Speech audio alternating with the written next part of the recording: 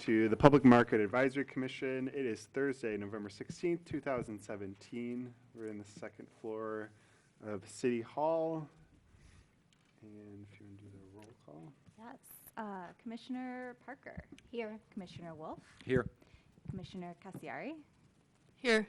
Commissioner Panozzo. Here. And Commissioner Getz is unable to make it today. All right. Approval of this agenda. Anybody have additions? Minus this. Okay. First, public commentary. Yeah. I have one too. Hi, my name is Debbie Marks. I've been a vendor at the Ann Arbor Farmers Market for 26 years. I'm asking this commission and Parks and Rec to revisit the needs of the market. Before ground is broke on this event building, I would like them to realize that a majority of the vendors and customers believe that $1 million would better be spent on the existing farmers market to benefit all of the customers and vendors. Thank you. Thank you. Thanks. Anyone else? All right, approval of previous meetings minutes.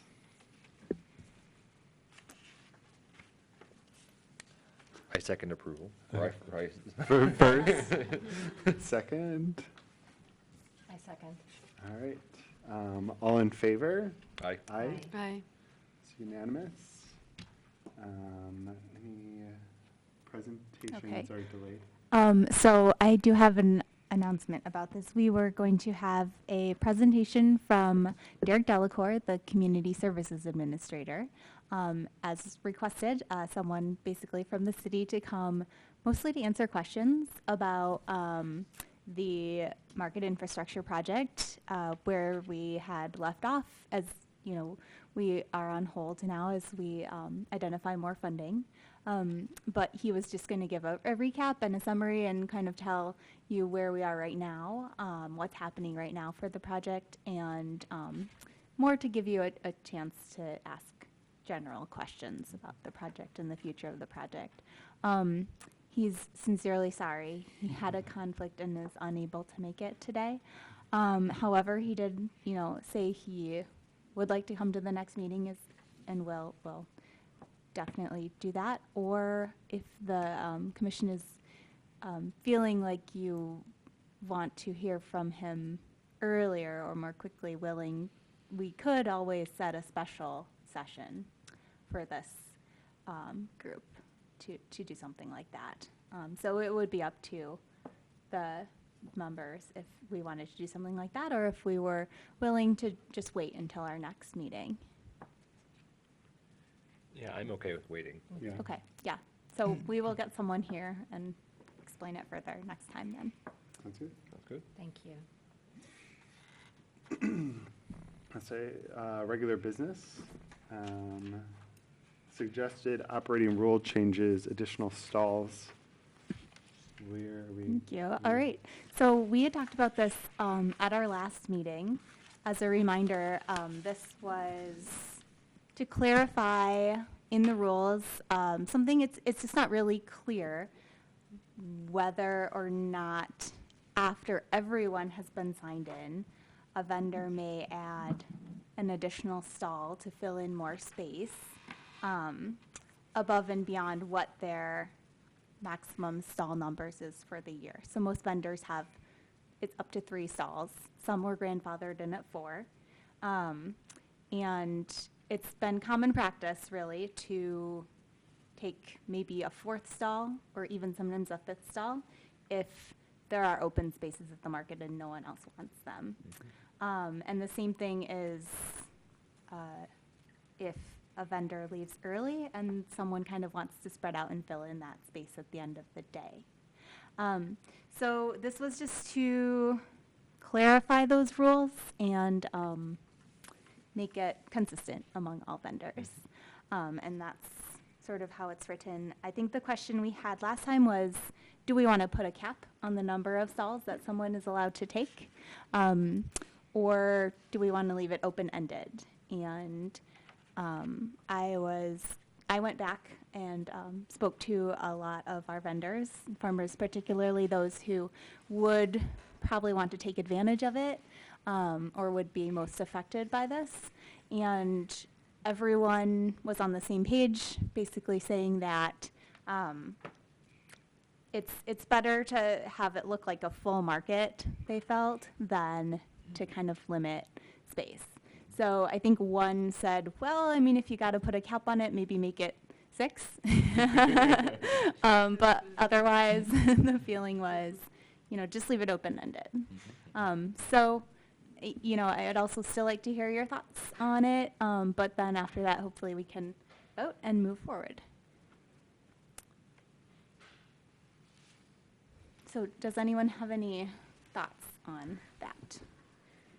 And I agree with, I think it does seem like having a more full feeling market, even when it is sparse, occasionally it's pretty thin. And that if there's someone who wants the space and having it, it seems silly to try to constrain just to compact in so much. That seems to make plenty of sense to me, so. Agreed. So do we like the idea of leaving it just open-ended? Okay. And have there ever been any conflicts over that? Or Not is- that I know of. Okay. Nope. So, And, yeah.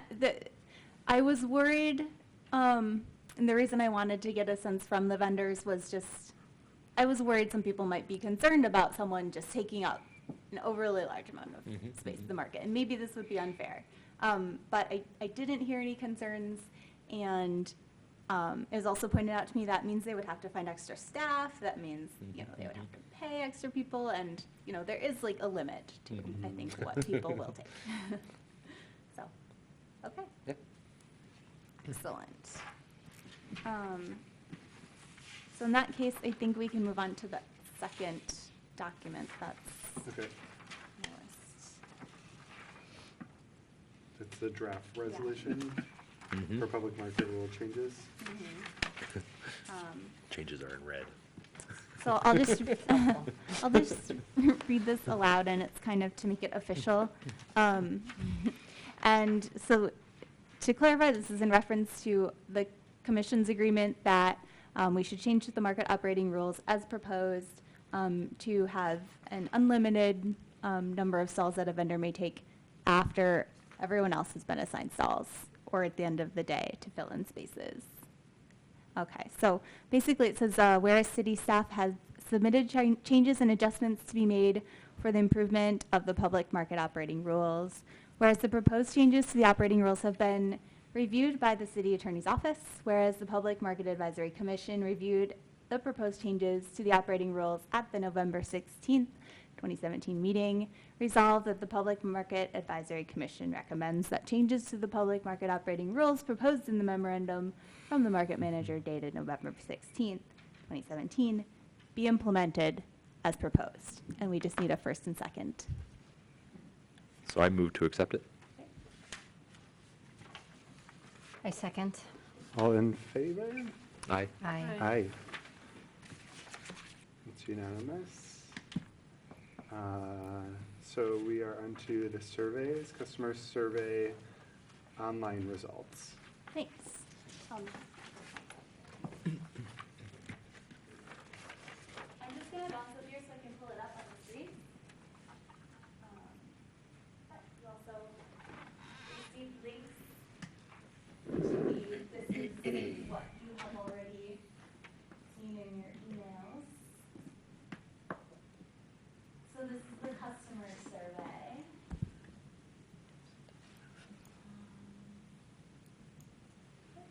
Come on.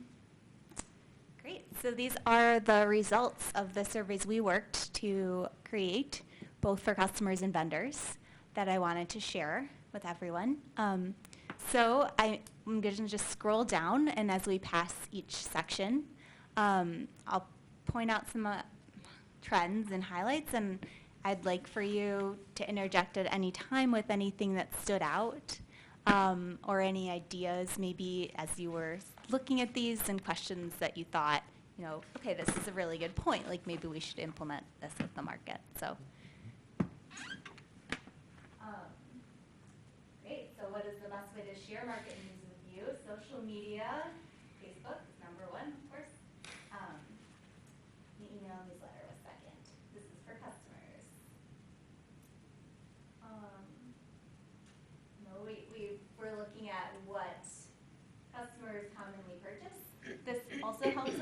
inform our vendor mix.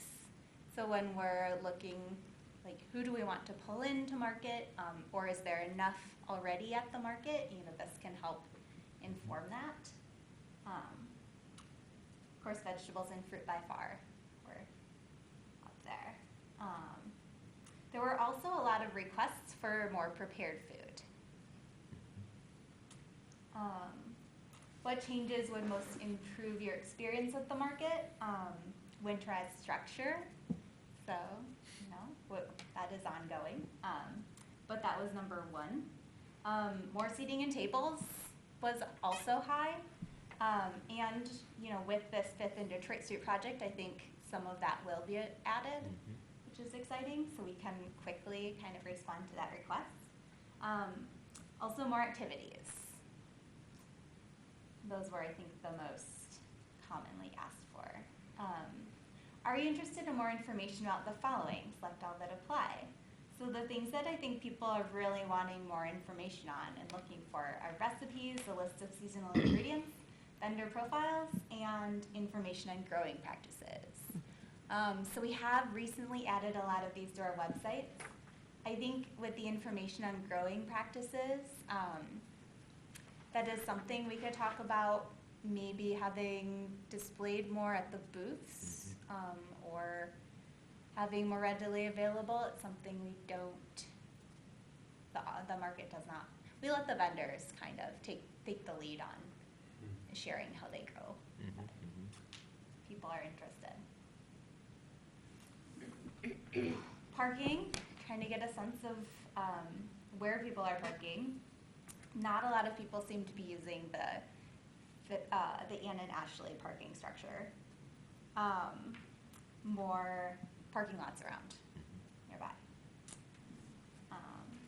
which I was kind of interested to see. That even though it's like a couple blocks and it's easy to find this parking structure in Ann and Ashley, it's still not really used as often. So maybe this is something we can try to direct people more toward. Zip codes, we'll be putting together a map based on those responses of kind of, so it'll be easier to see Michigan and then where are people coming from. These questions, how much do you typically spend at market? And then the next question, on average, how much money do you spend at other downtown businesses and restaurants? This is part of our economic impact analysis. So I'm also hoping to take these numbers and summarize them and use them talking about, the impact of our market when I go and speak with Carytown District Association and speaking with the city and speaking with the DDA. Not only like this is about how much customers spend at the market, but then they are also visiting shops and areas around downtown when they come to market. So. That answer is surprisingly low to me. Yeah. I mean, $10 to $20. I mean, you buy a coffee and a pastry and it's $10. I would imagine the 20 to 50 category would be more accurate because you're getting less. I mean, that's on intuition, but I'm surprised it's not higher. It's maybe their perception even. It may not even be reality. They think they're more conservative. Yeah. That's true. Because the 20 to 50, they're spending more at the graph above. Is that correct? They're spending, Yes. which I think is That's great appropriate. that they're perceiving that type of spending Right. is better. Yeah. That's a good point. Yeah.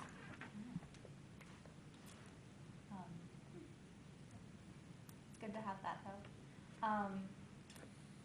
Food assistance, questions on tokens and food assistance. So from those that took our online survey, most are credit card users and not a lot of our SNAP users took this online survey.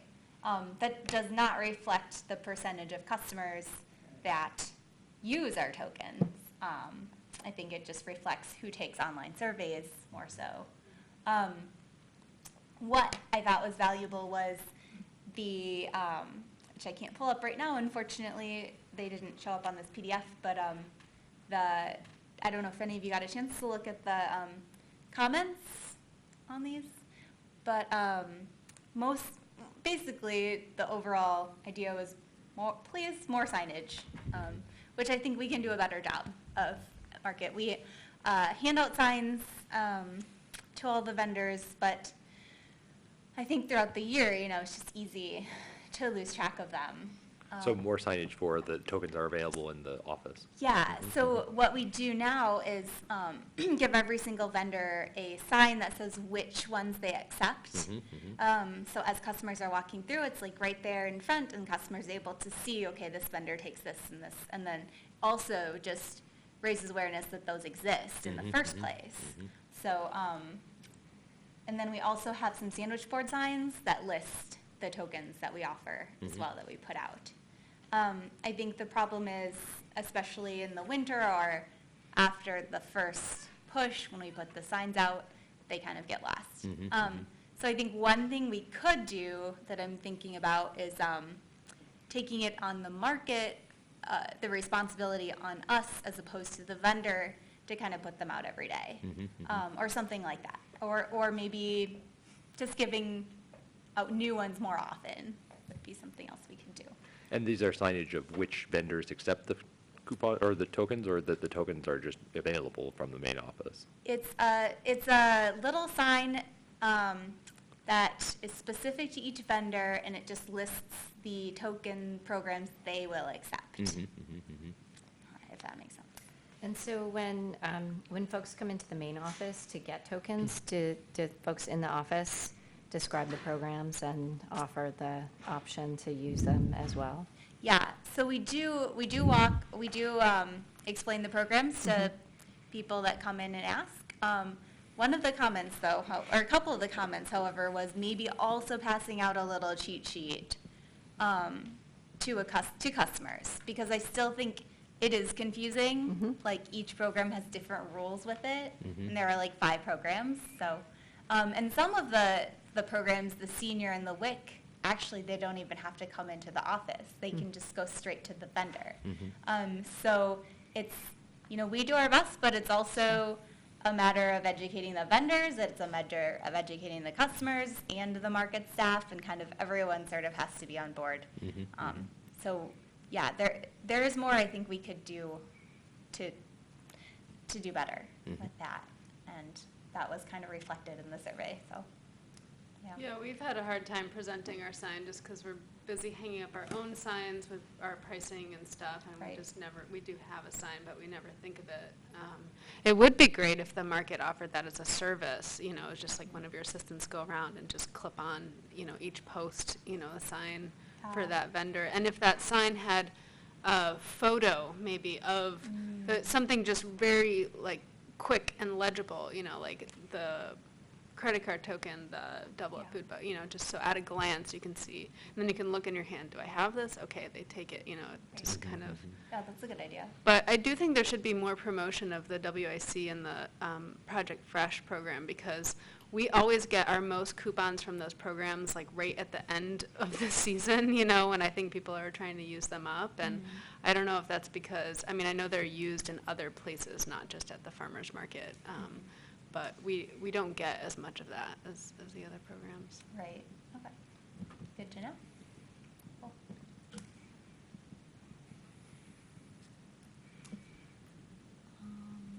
So that was kind of what we just talked about. Just looked at, how people are coming. Are they driving, walking, riding a bike, or using public transportation?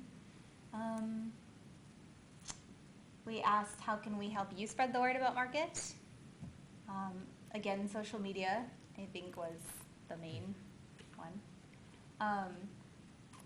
How can we increase customer attendance? These are all comment fields. So again, if you didn't get a chance to look at these, look back at your emails. The online link does show up. I think,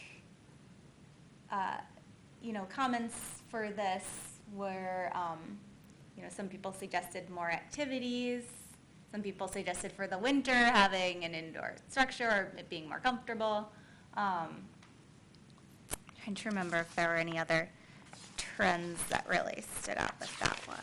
I remember a lot of responses of people saying there are already too many people at the market, so why would you want to increase it? Which is really interesting. Like, many people said that. Yeah, there were, yeah.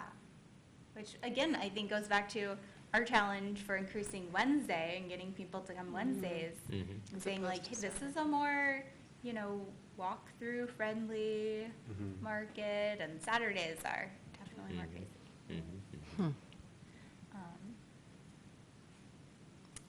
What is your favorite thing? We got some fun responses. How can we improve your experience was a lot similar to the other questions. What can we do better? Great. Let's see if there was any other trends that I missed.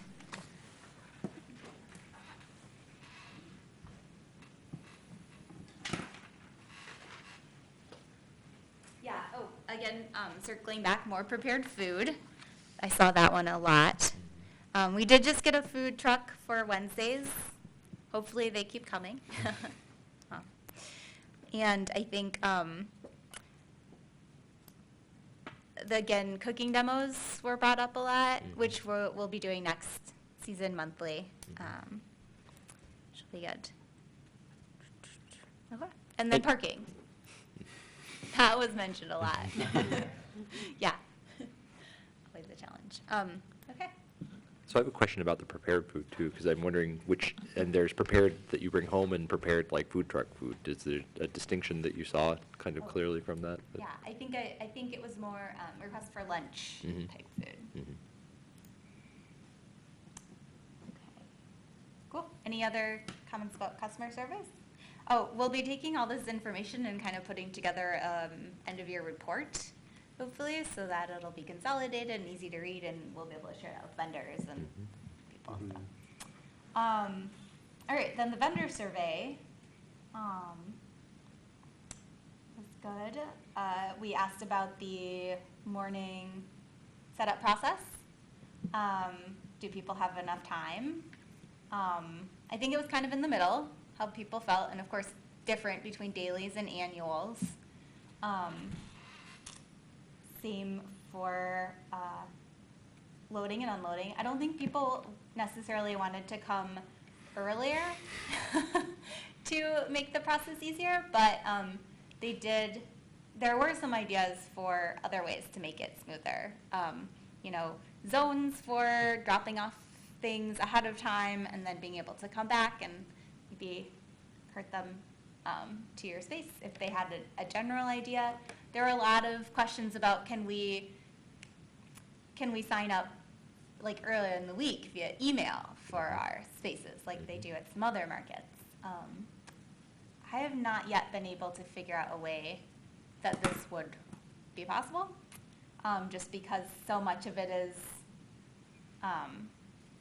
is the seniority. We would have to hear back in order, I think, from everyone. But, you know, this is something to continue to think about. I think it's important to note that the answers for question 2 through 4 are greatly influenced by the answer to question number 1. So I forget what the breakdown was, but it was like 75% of annual vendors responded, and 25% of whatever that is, 61 versus 38. And so I think the needs of those two sets of vendors are really different. And so I think questions 2 through 4 were swayed by the fact that more annuals answered than dailies. That's a really good point.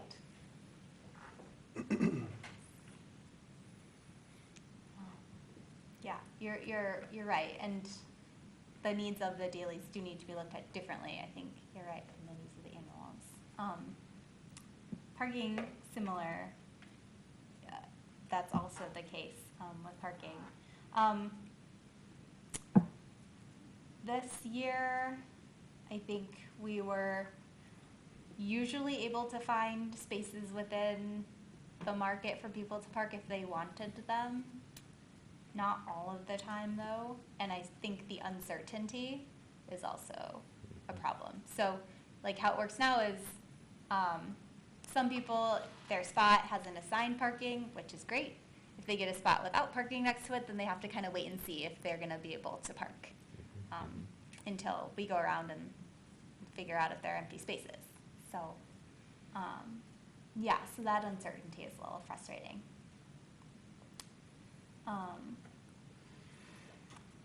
Communication, generally fine. Usually emails work and then handing it out at market as we've been doing, and that's been working well. So, yeah, seems to be pretty straightforward. This question, I don't think that I clarified enough what that could mean. So this, people were like not really interested, especially after market, because that's a really long day. So we'd have to think more about how that could work if we were interested in it. Didn't get many takers though. Which token programs do you participate in? And again, a lot of the comments were in regard to more help with signage, more information more often.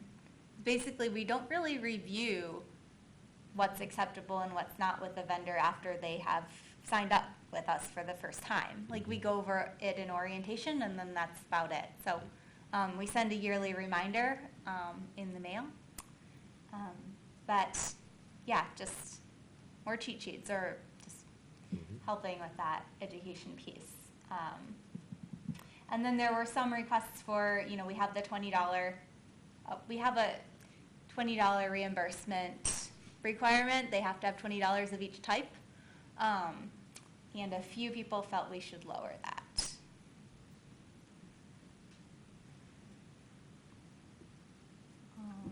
Activities offered at market. Cooking demos were the most highest rated. Music seemed to be like half and half. Like half of the people were very against it, and half of the people were for it. So I'm not really sure what we will be doing in regard to music, but the complaint is that it disturbs. It's hard to hear. If you don't like the music, then it's really more annoying than nice. But sometimes it does add something lively.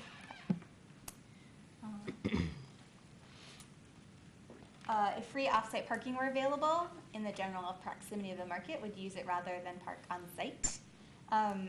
Some people were interested, but I think most people still prefer to park on-site. I was curious to see if people would really be excited about this and like opening up more customer spaces by moving vendor parking somewhere else, but I think it seems like people like the convenience of being able to unload directly from your vehicle and park right there. Again, I think that's a factor of annuals responding more than dailies Good point. on the survey. Yeah. And I think too, if we were able to identify something like this, it maybe could give the dailies something to count on, like a permanent spot that I know is a frustration. Yeah.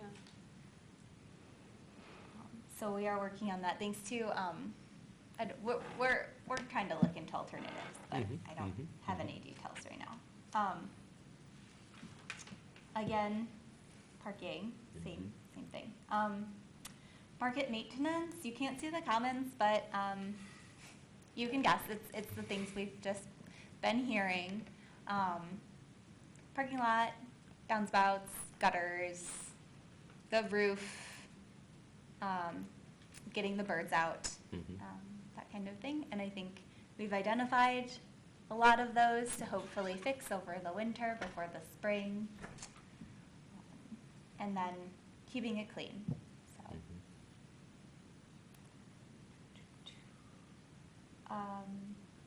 This was a question we added kind of last minute. When do you think is the best month to change the start time from 7 to 8? Because it gets dark so early. So these were the percentages. Most people said November, and then it was kind of more even between December and January. Don't know if anyone has any strong thoughts, feelings on that, but I was interested and curious to see what that was going to be. And from people who are actually, I'm never there that early, so are there actually that many people that are in there? Well, amazingly, we have shoppers at 7 a.m. Okay. in November and December. Okay. in those dark morning hours. But I was the one who suggested we put this question on the, because I'm just curious to see what the vendors think. I would love to move the later start date earlier because it's dark and it's cold, and our sales from 7 to 8 aren't a lot in those later months. So I'd be curious to hear customers' feedback on that. Is it going to be a big barrier to people if they can't shop at 7 in November, December? Yeah. Is it 7 now all through the year? It doesn't change, or does Oh. it change at some point? So it changes after, it changes in January Okay. right now. Right. How can we increase vendor participation on Wednesdays? Just more advertising was a big one. More partnerships with our community members and getting them to come. Events. Listed. Yeah. How can we better promote your business? Sharing Facebook posts, doing vendor highlights, doing vendor profiles, maybe picking a person each week and putting them on Facebook and pinging them and saying, hey, check this one out this week. Stuff like that, I think. Sharing other farm events, or if a farm is having an open house or something like that, maybe we can help promote that more. Other comments, I think one of the big things that came out that I would like to discuss more, maybe not today, but in the future, is with the artisan vendors and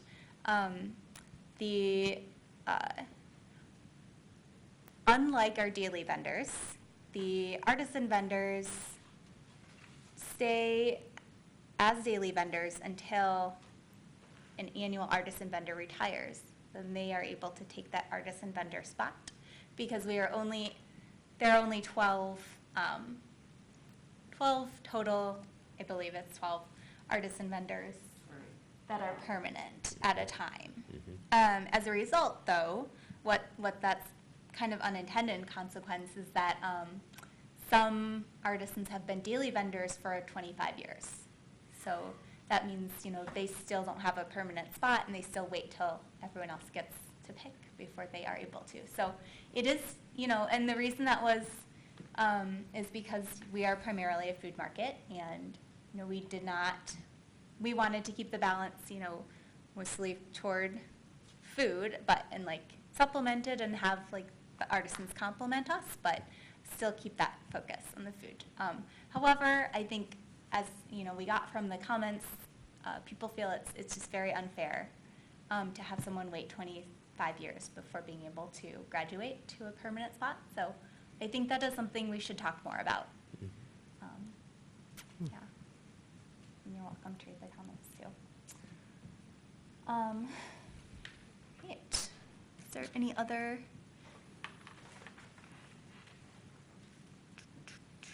Yeah, I think those were the basic trends that I saw. All right.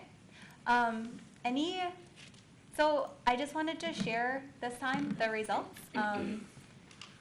Since these are kind of new, I don't really have a plan for, if there's something that we need to address immediately versus maybe it's something long-term. Is there anything that really stood out that you thought hey, we really should talk about this at our next meeting? I guess I was curious. I think it's, from my perspective, it seems like it's a really useful piece of information, and also to look at it longitudinally as years go through, but using it too to try to establish some sort of goals in terms of if there's an intent to prioritize certain things of, let's say, average spending increases or something like that, or what are the satisfaction with the various aspects, to make sure that we're kind of trying to have a goal, kind of aim for something and see if we did it. And so that it provides some sort of feedback to getting there. It's still noisy, but it still has some potential for kind of structuring that process. Yeah. But that's, the first step is done, where you collect the data, but the next step is then using that for constructing this plan, and then do whatever you're going to do and then see if it's working. And that's the whole beauty of this system of longitudinal study that way. So. Good. Yes. Great.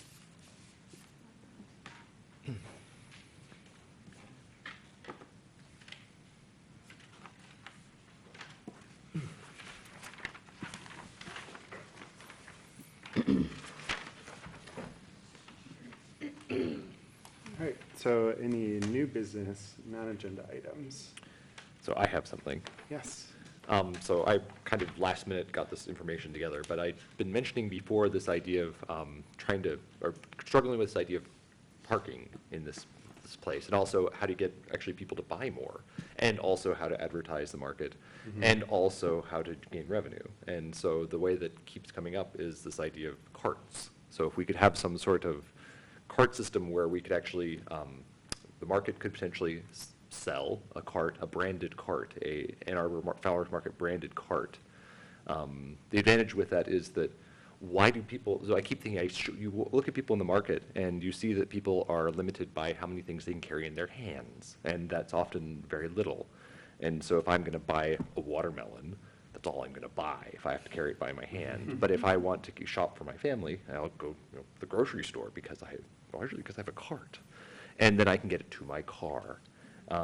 So one of the ways to do that would be to actually find some way to let people try out carts, let them see them, give them access. The nice thing too is it works for the whole city. If you look at what's going on downtown, the Ashley Ann structure is actually slated this next year to have 2 more stories added on, so more parking is going to go there. Other parking lots in downtown Ann Arbor are going away in the near future, and so that there are people that are like really struggling with how to deal with this. And if you've lived in an urban center before, if you're in San Francisco, Boston, New York, or a lot of other places, people have carts. It's just an easy way to get stuff around. So it makes sense. And to give you a sense for what they are, I brought in 3 of my own carts. Ooh. So I'll hold them up. This is one, just a general kind of wiry cart. It collapses up, fits into my trunk. It's really light, and it can hold a lot of food, over 100 pounds of food. And I roll this around. This one's well loved, but $30. And it has surfaces which could be emblazoned with stuff, which again, I could imagine if there were a kind of branded one too, that when market days were there, you'd see a fleet of these things all around downtown, which would say, it's a market day. And so everyone would know that. They would know the market was going on, and that they'd use them for other things. Here's another one that's kind of like a stroller design, in that this is a fancier one, but it pops open and then has 4 wheels and rolls around. It's a little bit more convenient. It's smaller. It's more expensive. This is about $60. Again, these are Amazon prices. And again, but it has a much nicer surface that you could emblazon with some sort of logo or some sort of material there and color code it how you want. And then for certain things like when I'm shopping at the market for things like eggs that might be squishable, this one's nice because it collapses down to something really tiny. I can carry this on my bike, no problem. But then it just pops open and then has a handle. You can roll around wherever you want. And again, super cheap, and this is like $30. Yeah. And that you could print on these surfaces too. And so looking at printing options for these, there are things, actually the local t-shirt companies print on fabric for stuff for, at the university they have zillions of things for seminars and things like that, or also Colossus, and the local printing shops around here have those capabilities. So there could be a way to piece those things together. And yeah, so it just seems like something that's a good idea and would be a service that the market could come forward to help the city with. It won't solve the parking problem by any means. It'll address it for some people, but it's at least progress. I have a question. Were you imagining something sort of the market could rent these, or just have them hopefully returned at the end of the day, or more of selling them to I think it makes more sense to sell them in terms of it. I know that they used to have totes, or sometimes there are certain totes that they have. Which, yeah, and so that's exactly. And that's one way to get things out. This carries a lot more, and that the nice thing, if you don't rent it, then your infrastructure is a lot less, and they're not that expensive. So it's not like it's $1,000 cart. And then people can use it for other things. So my hope with this too is that I interact with a lot of people downtown who are really worried about parking, and for vendors and other shoppers down there too. And if it became part of Ann Arbor's culture, then that would help a lot of stuff work out a lot better. But if they have, oh yeah, everyone in their trunk of their car, they've got a cart, or people who walk, look at the surveys. There are a bunch of people who walk, but most people who I've seen who walk either still are carrying these tiny little bags. And when I've gone to the market with this, I think that's partially why I'm here, because everyone thought I'm buying for a restaurant or something. But all I'm buying is for my family, but I'm just buying as much as I'd buy at a grocery store. Yeah. It's just not that much when you buy that much kale, you know? You need to have a big thing. So it just seems like an easy solution, so I'd like to kind of propose that and see if there's a way to make that happen. Well, I really like the idea. Mhm. I think for its success, two things that come to mind immediately are making it affordable. So Mhm. maybe if we buy these in bulk, Mhm. I don't know Mhm. manufacturers or whatnot, we could contact them about a bulk order. And then the other thing would be to make it petite. Mhm. So, I mean, you're like an able-bodied and ambitious market shopper, but I think that it might be more marketable if it's not this biggest Yep. size, Yep. personally. But Definitely. I love it. Yeah, and I'd love to print on it, and the printing might be more visible if the fabric was on the outside, if Mhm. there is a model like that Mhm. without the metal Mhm, blocking mhm, it, mhm. but I like the idea. Yeah, and I could see it there are a variety of sizes with these too, and again, if you go to a lot of urban places, you do see, everyone of all sorts and strengths, from using ginormous ones to little teeny ones, but it's also amplifies what you can carry by 10. So that's a lot, that's a big change for everyone, so. And it would be a shame to have people not buying stuff at the market just because they simply can't carry it home, even if they want it. Yeah, Great idea. Yeah. I like it. Well, I can look into pricing and some models, potential models, and maybe show you guys Sounds next good. time. Yeah. Yeah, and I've listed out these 3 that I've got here, but there are plenty of others, zillions of other models and things. Well, I like these, the fold up and the cloth with the Mhm. wheels. The ones we got, we got the 2 wagons for Mhm. Market, Mhm. which are nice, but I think they are too big sometimes. They're hard, especially on Saturdays Yeah. to pull through. And then to get in, like, if we're selling them versus keeping them at Market, you need to be able to get it in your car or Yeah. in your bike. And Yeah. yeah, so I like this. I like these Mhm, mhm. versions. That's great, thank you. Mhm. Any other new business? All right, the market manager report.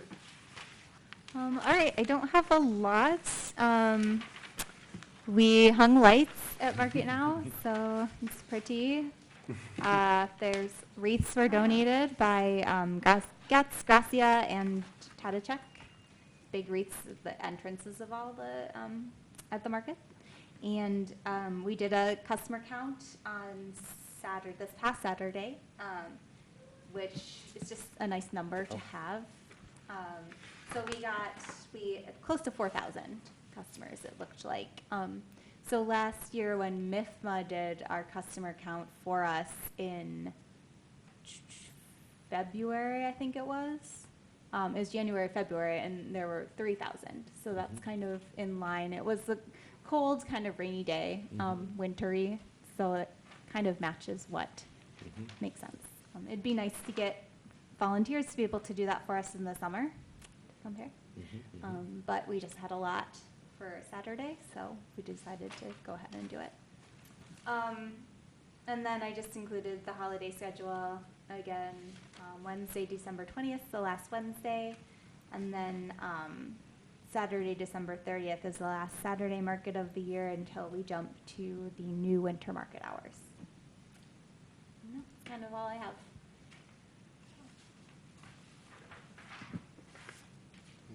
Thanks, Zach. All right, second public comment, not limited to agenda items.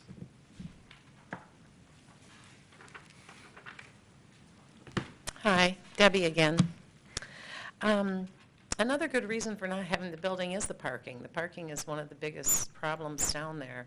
And I love your idea, Peter, about the carts. That's great, because carrying things, that's when people stop spending.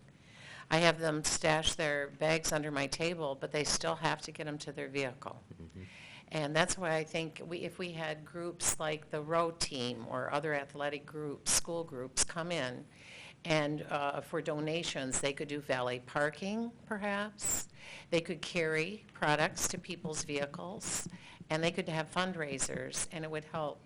They could maybe even have a senior day where parking was free, or that we would help the seniors for free. I think that would be a really nice thing. But any way to improve the parking, I think if you had people carrying things to the Ann and Ashley structure would be better than 70 or 60-year-old people carrying those things to the structure. They would park in the structure more readily if they had someone carrying their goods for them. So maybe we could get the school groups involved like that. The Wednesday market being down, it breaks my heart. I did the Wednesday market for 15 years. The reason there aren't vendors at the Wednesday market is there aren't customers at the Wednesday market. If you get the customers, the vendors will come back. And it goes in cycles, okay? The time change to make the market earlier. The problem with that is, and again, I've been coming and driving here for 26 years, you have to get ahead of the traffic and the parking in the town. I know it's inconvenient for people to get up, but this is what you have to do. You really do, to get ahead of that traffic. Otherwise, it's making trouble for yourself and for our customers, and just, you know, it's a mess. I would like to remind you gently, Alex, that all of the annual vendors were daily vendors for decades. We have been there, and our hearts bleed for you guys that are dailies, okay? It's so hard. You don't know where you're going to be. You don't know when you're going to park. When is this annual ever going to get the heck out of the way so I can set up? We've done that. I did it for 21 years before I got a stall, a permanent stall. So our hearts go out to the dailies. I wish there was an easier way for them, but really it's called seniority. You know, you slowly work your way up. And then the closer you are to being a senior at the market, the more empathy you have for the elderly vendors there. Thank you. See you at the market.